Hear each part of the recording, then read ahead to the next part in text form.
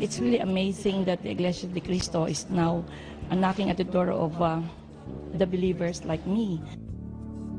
I had that awesome feeling that my relationship with the Lord is getting to be more strong. Ito po ang isang pamamaraan na ng pagdaan po natin ditong matuwid na daan.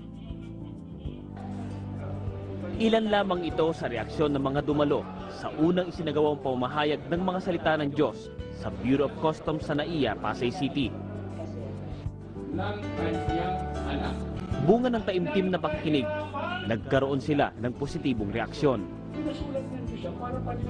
First time I listened to the minister, it's out of curiosity.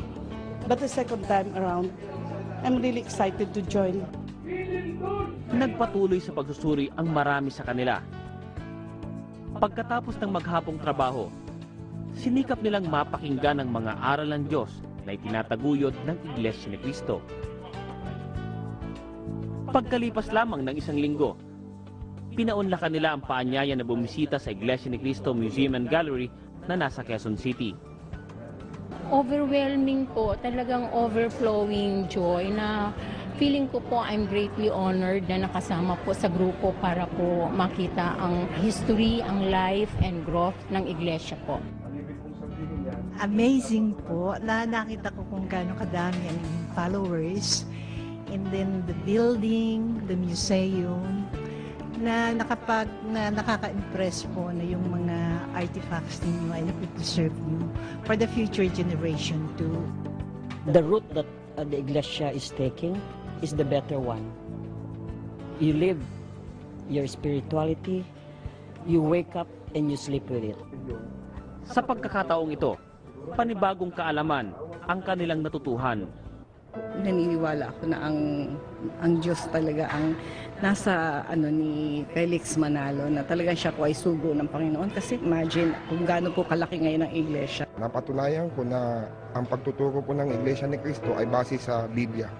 Bakit ito sa kabila ng paninira ng ibang mga sekta? Bakit ito lumalago, lumalawig, lumalaganap sa buong mundo? Totoo to.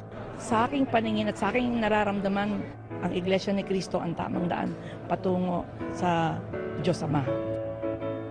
Pagkatapos ng kanilang pagdalo sa serye ng pamahayag ng mga salita ng Diyos sa Pasay City at sa pagdalaw sa Museum and Gallery sa Quezon City, lalo silang nagkaroon ng interes na ipagpatuloy ang pagsusuri. Bawat araw na sila'y tinuturuan, ay lalong nagiging malinaw sa kanila ang direksyon tungo sa tamang daan ng paglilingkod sa tunay na Diyos. The only true God. Now, I am beginning to be enlightened that indeed there is only one God. Your contention is correct, that there is only one God, as against what we were taught since childhood, that God is a Trinity. Before, I'm really confused because I would think of Jesus as God, the Holy Spirit as God.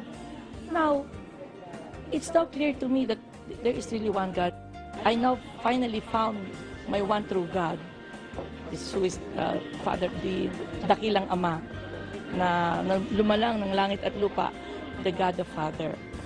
So, now my head is as clear as the sky as to the worship of one God. Ang pinaka-striking na feature na talagang nakasaad sa Biblia, yung pagkakasabi na huwag sumamba ng mga rebulto, mga santo na nililok ng kamay ng tao. Sinabi ko na sarili ko, kung mararapatin niyo po sana ako, pagbibigyan niyo po ako, maging kaanib niyo po ako bilang isang kapatid niyo. Hindi lang sa pakikinig na ito, hindi talagang aanib na po ako. At dahil sa kanilang ginawang masusing pagsusuri sa mga salita ng Diyos, sa kasalukuyan, ang marami sa kanila ay dumadalo na sa mga pagsamba at nasa proseso na ng pag-anib sa Iglesia ni Cristo. Disiplinaryo talaga ang iglesia. Ganito pala, napakaganda pala. Tsaka may tunay silang magandang kaayusan. Yung pong naramdaman ko sa inyo. Pagdating ng mga sambahan, nakikita mo na talagang ang kasuotan nila ay talagang pangsamba. This is really the religion that I'm looking for because it sticks to the Bible. Sa kanilang pag-anib sa Iglesia ni Cristo, batid nilang may mga pagsubok silang dapat pagdaanan. Gayunpaman, buo ang kanilang paninindigan. You fight for it. You even fight yourself. Kung let's say, syempre, there will be temptations not to do it or do it that way. So, kung naman ikaw ay you believe in it, then your mind will just guide you to go through it, to push it. We are exposed to a lot of temptations. Ito yung paraan para kahit papaano ay may guidance kami, unguarded kami sa aming mga actions. Tuloy-tuloy na pag-aaral ang doktrina dito sa INC. Tuloy-tuloy ang progreso, tuloy-tuloy ang spiritual growth, tuloy-tuloy ang guidance. Kumbaga sa'y kakasali, till death do us part. Hanggang doon na po yan. Wala na pong hiwalay, wala nang kaalasin sapagkat dito ko natamo at natanto talaga ang tunay na pangangaral. I'm sure pagka napasok ako, hindi na ako lalabas. Ako sure ako sa sarili kung papakonvert ako. I would stay as long as I'm alive, you know, as long as my feet could bring me to the church. Udyok ng kanilang pag-ibig sa kapwa, lalo na sa kanilang mga mahal sa buhay. Ngayon pa lang ay nagsisikap na silang maibahagi ang tunay na pananampalataya.